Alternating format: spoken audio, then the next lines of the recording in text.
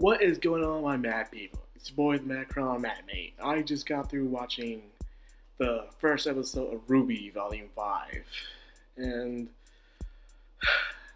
I would say I have mixed feelings about this episode, about the whole entire experience. Now, before I get into the review of Volume 5, I just want to let you guys know that there will be spoilers, so if you haven't seen Volume 5 or you don't want to know anything that happens, please do not watch this video, okay? Until you watch it. That's probably until Saturday, because this was a one-day event. Okay, let's talk about the experience of going to see RWBY in theaters. First of all, RWBY is just a show, a web series. First of all, and most of the episodes are not even 20 minutes tops. Most of them are like 12 to 15 minutes per episode, so you don't get much out of it. However, going to this, you were expecting, I saw the thing, it was going to be like an hour and 45 minutes. So I was really hyped to see, like, holy snap. So RWBY really pulled out all the breaks on this, man. They really decided to make a very long RWBY episode. Tell me, when I got there and sitting there, they showed us the last 3 episodes of Volume 4. Then the 2 trailers from Volume 5. Then it was like a very fast 23 minutes of the first episode. Okay, yes, the episode was longer than 15 to 12 minutes. I will agree on that. However, I didn't really expect it to be 23 minutes. I thought it was going to be an hour-long thing, but I guess they wanted to do a little recap of Volume 4 on the last remaining episodes. In a way, I had mixed feelings about this, and here's why, before I actually get into the actual story of Volume 5. Besides the disappointment I had when I thought it was going to be longer than it was, but that's just me not really reading the details, was when you usually go to a movie, whether it's an action movie, a romance movie, or even a Disney, Pixar, and DreamWorks movie, you go there with friends, you go there with family, and you pretty much sit there, you eat your popcorn, you drink a drink, and it's quiet. You don't talk to any strangers. You just watch a movie and stuff like that. You don't even talk to your friends when you watch the movie unless you have a question about something. You just watch the movie. This was completely different. This is the reason why I love being an otaku, a geek, a nerd, is when we get together, we don't act like strangers. We're not paranoid of each other. We're not, senile or anything like that. You can really just come up to somebody, talk to them, and they act like they already know you. Out of comfortability. No anxiety, no paranoia, nothing like that.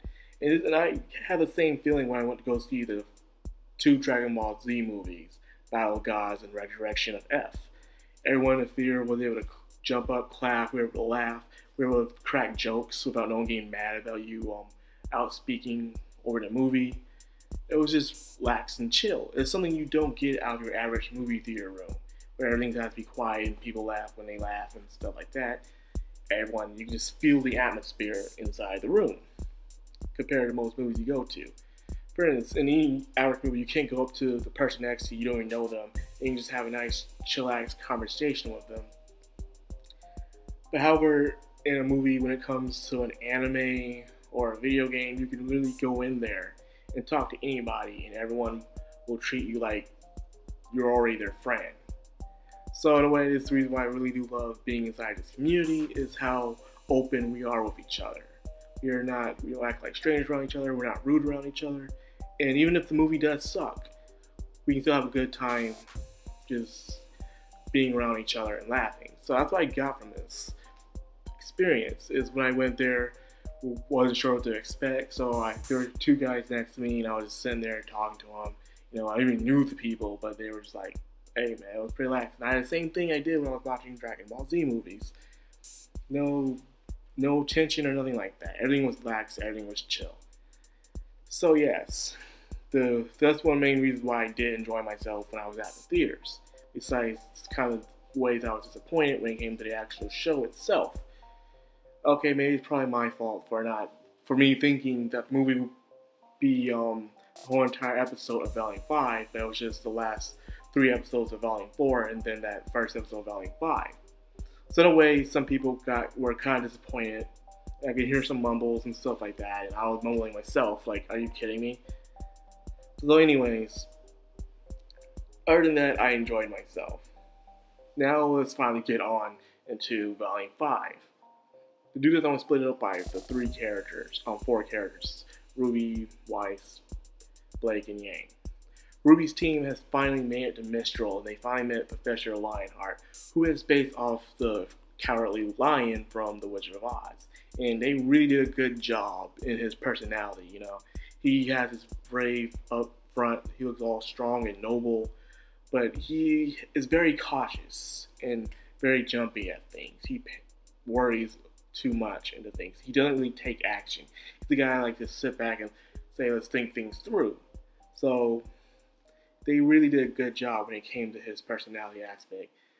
And then, as we already know, though, from watching the ending of Volume 4, that he is in cahoots with Salem, so we all know this guy is up to no good. So sooner or later, he's going to bite Team RWBY in the butt, sooner or later. We don't know when, but we just know it's going to happen when it does. Next was the background. Let's talk about the backgrounds. Usually when you're watching RWBY in the backgrounds, when it first came out, it was shadow blurs, and people were like, let's do with the shadow blurs. In Volume 2, 3, and 4, and they were having people, actual 3D people with actual personalities in designs walking around, and that would give them the props. Now, I feel like they went a bit lazy on this. It was the background characters, you know, walking around the bazaar and the market. They weren't moving. They were standing still. They were 2D drawn this time, so there was no motion going on. I don't know what happened. I don't know who idea this was, but to me it felt like a setback. Like, it felt like something that old animation would do. You know, we have background characters standing still and not doing anything. So, I mean, I did hear some people complaining about that, saying, oh, why did they do that? I don't know the reasons why, they just decided to do it. Okay. After that, Oscar and Austin finally shows themselves. And my goodness, it was freaking hilarious, man. Crow made this episode. Crow was the one that made this episode. Nora did too. She brought in some of, you know, her smart aleck jokes and stuff like that, her sarcasm. But Crow, freaking Crow, he showed some very interesting emotions in this episode, from beginning to end. When he was acting very aggressive with Professor Lionheart, to the very end, we found Oscar and got drunk. And RWBY walks in and was like, are you drunk again? And he's like, maybe. It was freaking hilarious. So yes, Crow definitely made this episode funny and worthwhile to go watch. Next is with Yang. It turns out Yang is more still concerned with searching for her mother, and we believe she has to leave. Nothing really much happened with Yang in this episode besides her getting some water and then punching this dude by knocking his tooth out. But it seems like this dude might know where Raven is at, so it seems like Yang would have a lead on that. Weiss is still traveling to Mistral on her way there, and Blake is still trying to find some way to stop the White Fang, is by confronting them by the little evidence they have. It may not be enough evidence, but according to Adam's henchman, it seems like it might not be enough. So I'll be expecting something very bad to happen sooner or later. So overall episode, it was okay. It was very funny. It didn't start off like most episodes in the beginning of a volume. For instance, Volume 1, RWBY was fighting Roman's henchmen. Volume 2, there was the Cafeteria Brawl. In Volume 3, there was pretty much the tournament. In Volume 4, it was RWBY fighting off that Ghost Grim. But however, in this one, it was different. There was no action really in this one. It was pretty much the characters going to their destinations that they were planning to go, and it's all Mistral. So, and thanks to the opening, it has been confirmed that these characters will reunite in Volume 5. And I know, according to the list, I asked you guys what you want to see in RWBY Volume 5, and y'all want to see Team RWBY reunite. It seems like it's going to be that way, but however, it might not be in the way we expected it to. Watching the opening, it seemed like the girls were having a battle royale. It looked like some of them were fighting each other, not just the villains as well. So I believe Raven has them doing something to prove themselves. Because right now, not only they're looking for the Spring Maiden, but they're also looking for the relics as well to open up to stop whoever's pulling the strings, which we all know is Salem. So yes, this episode was okay in my perspective, Volume 5. It wasn't all that, but it was still good only because of the funniness, and we were filled in with more information about the true objective, what everyone's trying to accomplish. It's not just the warning that the Grimm, they're coming, and the White Fang, but also that what are they going to do to retaliate? And they need, of course, the maidens, and to get them to open up the relics. So that's all we have for this episode. We have a lot of information, but yeah, again, still not enough. We're still super hyped and psyched to see what's going to happen next. That's all I got for this video. If you do enjoy it, please leave a like, comment, subscribe, share if you could. I'd be much obliged. This is Madcrownxox, sign out.